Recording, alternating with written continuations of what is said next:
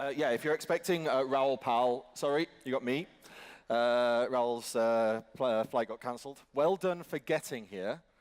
It was a bit of a mission for me, but I'm very grateful to be able to come here and speak to you.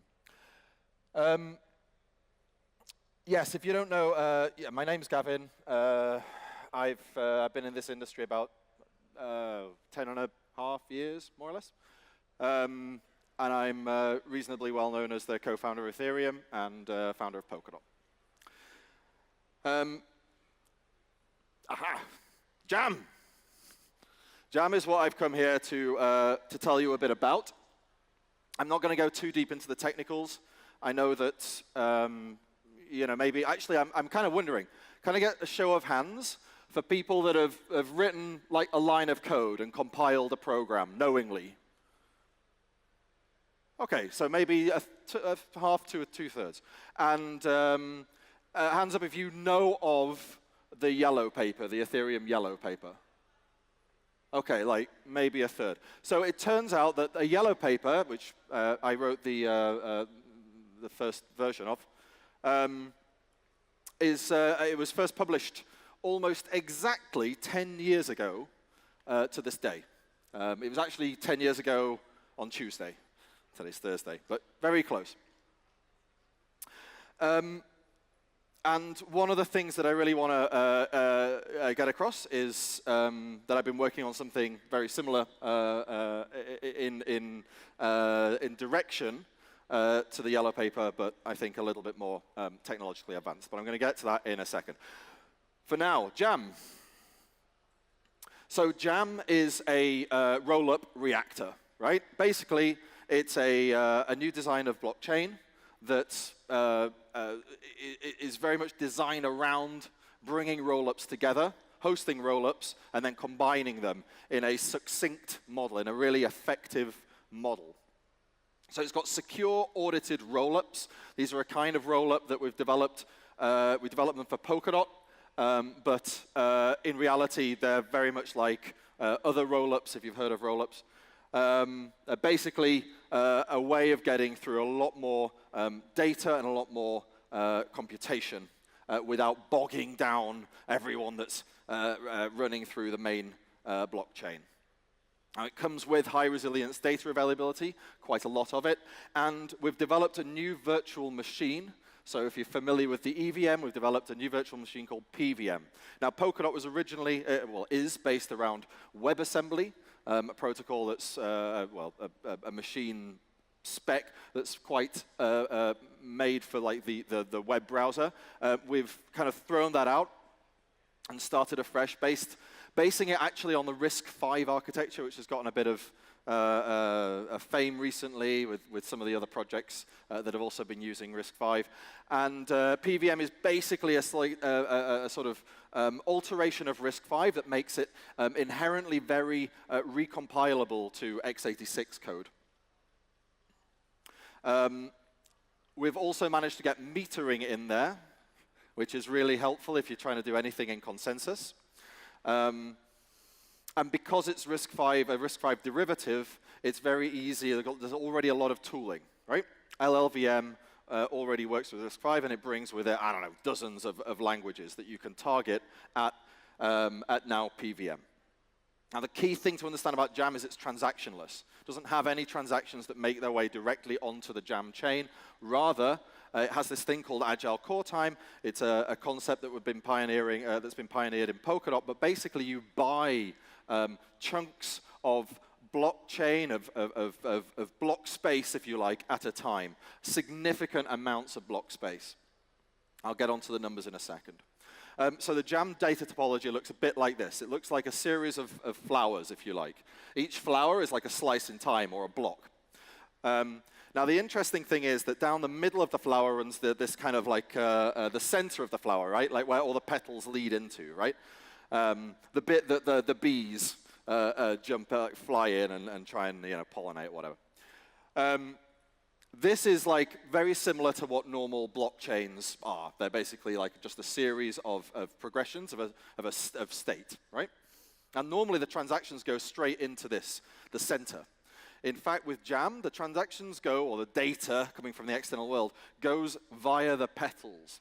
The petals represent the blockchain equivalent of supercomputers, right? They go very, very fast. They can process a lot of data.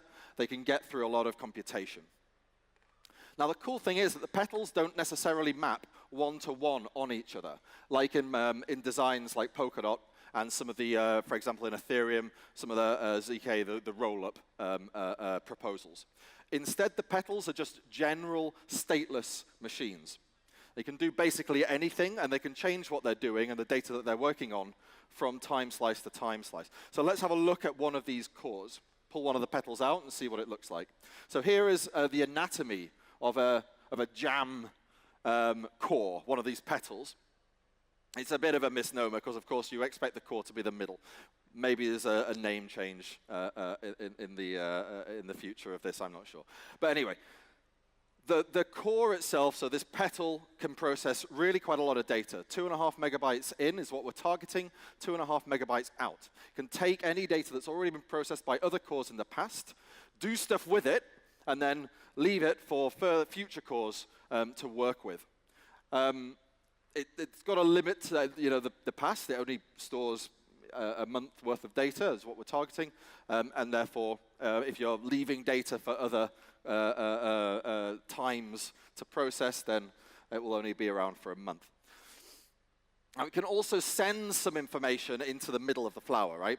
Less because, of course, all of these petals can't send all of their information into the middle, or we'd have a scalability issue. They can send about 15 kilobytes a second into the middle, which can then integrate it with all of the other stuff that all the other petals have been doing, and fold it into the machine state, right? The single state machine. So we have this, what I call a semi-coherent model, right? It's not fully coherent like you would get if it's just a single state environment where everything can interact with everything else all of the time. But it's also not a persistently fragmented model like you would get if you just have different separate blockchains that are bridged with each other, or models like Polkadot and ZK rolled up Ethereum, where you've got totally different chains that maintain their own state and can occasionally kind of send messages into the middle. Our current performance targets that we're looking for Jam are 2 petabytes, a little over, for high resilience distributed availability, right? So that's the total amount of data that it's going to be able to basically store at any given time.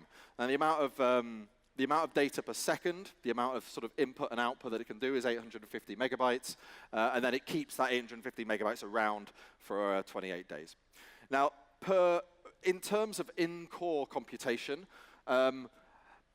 estimations are really hard to make because the PVM architecture is totally different to the EVM architecture. It's much more in line with the x86 with real hardware architectures. But in our admittedly pretty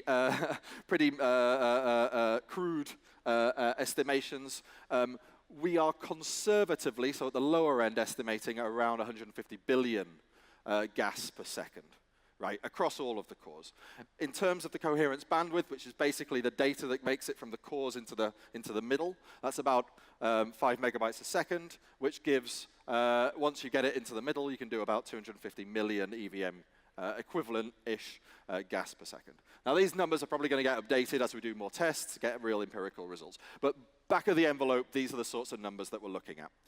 Now, the thing I really want to discuss today is the approach that we're taking with building out Jam. It's rather a different approach to how what we've done with Polkadot, and it's centered around the desire to really decentralize and create a decentralized protocol. It's very easy to fall into a sort of very centralized, even if your network is decentralized, even if you have lots of different validators all sort of validating, and not all networks do by a long shot, it's not always so easy to have a decentralized protocol, right? Decentralizing a protocol implies that expertise on the protocol is also decentralized, that it's not just contained within one group or one company. So in pursuit of this, there are a few initiatives that Jam is bringing. One of them is the gray paper. So the gray paper, in fact, here it is, the Jam gray paper. It can be seen as a follow-up in some regards to the yellow paper, in that it draws upon many of the concepts in the yellow paper. There is many references to the yellow paper, and it's in a similar format to the yellow paper with a similar desire to have a formal, pure mathematical specification of the protocol. Not one that's defined in terms of an implementation that comes with all of the opinionation about the implementer and all of the opinionation about the language that it's implemented in. No. This is a pure mathematical specification for the JAM protocol. It's taken me about 6 or 7 months to write it. It's not really finished. I expect for the coming months for the paper to evolve, much as after the yellow paper was initially published, April 16th, I think, 2014, the Ethereum protocol wasn't properly sort of finalized really until I think around December that year. So I expect a kind of fairly similar schedule for the grey paper.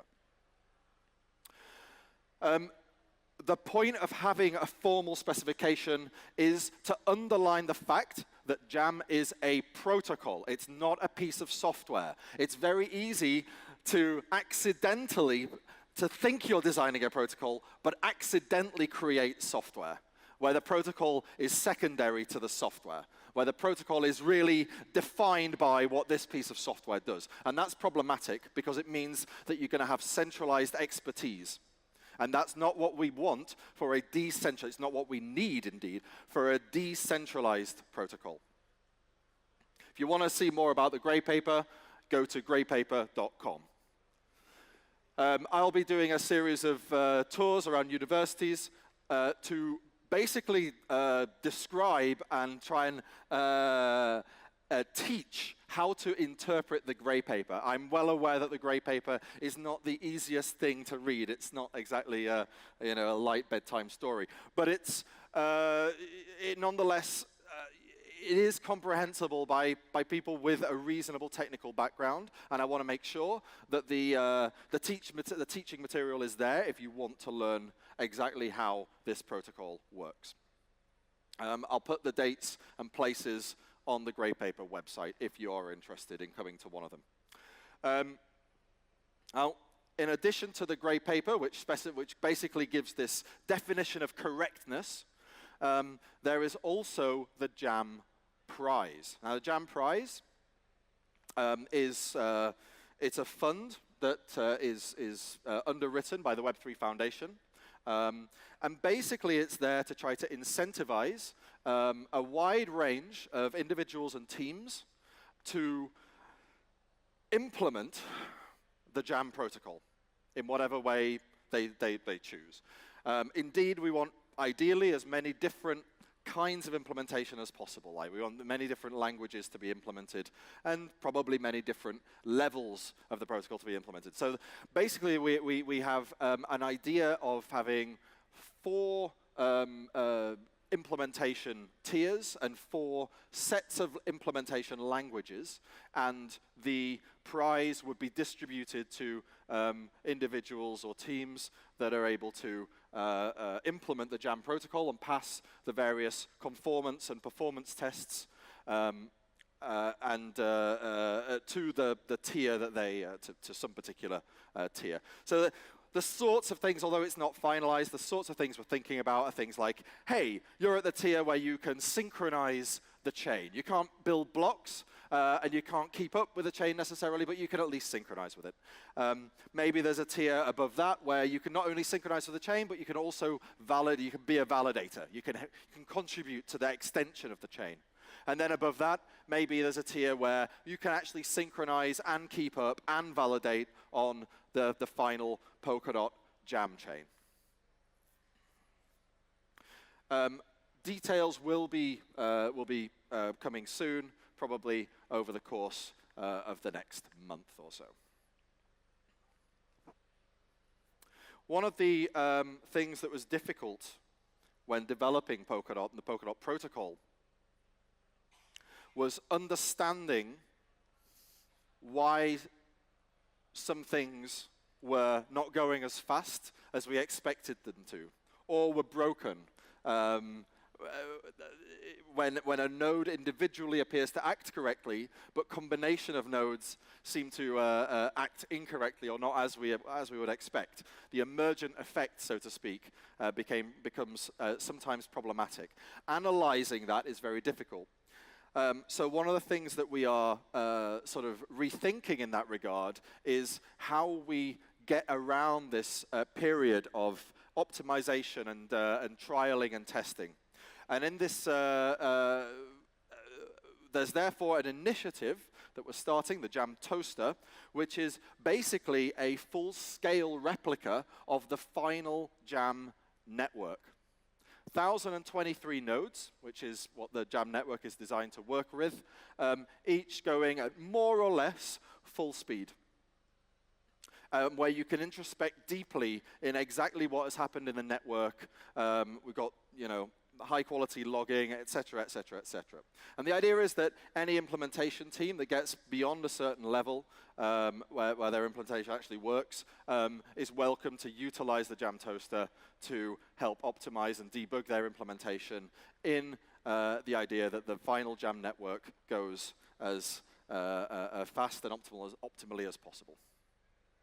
If you want some numbers, got about 16,500 AMD Threadripper cores in there, 16 gigs just in L2 cache, 32 terabytes of RAM, and a lot of storage and some pretty hefty networking infrastructure. All right, so how does Jam become a thing? Well, the first thing to note is that the title of the talk was a bit presumptuous. It's not a given that Jam is what Polkadot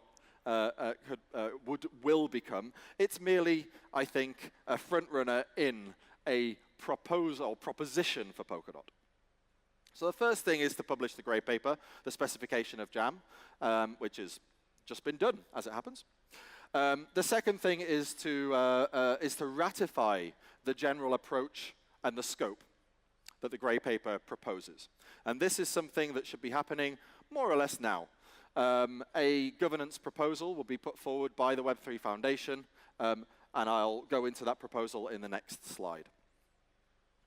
Once the ratification happens, then the Web3 Foundation will be in a place to activate the implementation prize, this grey paper prize. Probably several months of protocol optimization, parameterization, and evolution will happen, as I mentioned before. But hopefully, if Ethereum is anything to go by, then the end of the year should see a reasonably final protocol proposal, protocol spec of the Jam protocol. At that point, I'd expect to see a final ratification, then finalization of validator implementations, and a migration from the relay chain to the Jam chain. So we have at the moment the Polkadot relay chain. Perhaps in the future, if everything goes to plan, there will be a Polkadot Jam chain. So let's have a look at the governance proposal. For those of you that don't know, Polkadot is a pretty heavily decentralized network, in particular over how it is run and funded. We put a lot of effort into DAOifying the protocol. Indeed, I think it's essentially the biggest functioning DAO out there. The scope and direction of the Jam, as specified in the grey paper, describe a protocol which should replace the relay chain, right? So that's the first point of the proposal. And then basically the next 3 points are to bestow responsibility onto the Polkadot Fellowship, which is basically the technical minds behind the Polkadot protocol and implementations. And they would be responsible for ratifying the final Jam specification. They'd be responsible for the development of all of the tooling and various bits of software that are required to be able to turn the Polkadot relay chain into the Polkadot Jam chain. And they would be responsible for determining when it's ready to go. And then at that point, halting the relay chain, starting the Jam chain with everything migrated over from the relay chain to the Jam chain. And finally, The readiness, so these guys, the Polkadot Fellowship, should not consider it ready until there is a successful independent audit of the protocol itself and 3 implementations that are viable, that can keep up with the network and produce blocks correctly, that are themselves audited. This approach is quite a lot different to the approach we have for Polkadot, which was get it out as fast as possible. With Jam, we really want to take the time and build and prepare to ensure that when it starts, it is resilient, it is decentralized. Good. I've said everything I've come here to say. I was actually given a 20-minute slot, and they kind of gave me half an hour, so I'm a little bit early, but do feel free to use the time to get a cup of tea. Thank you.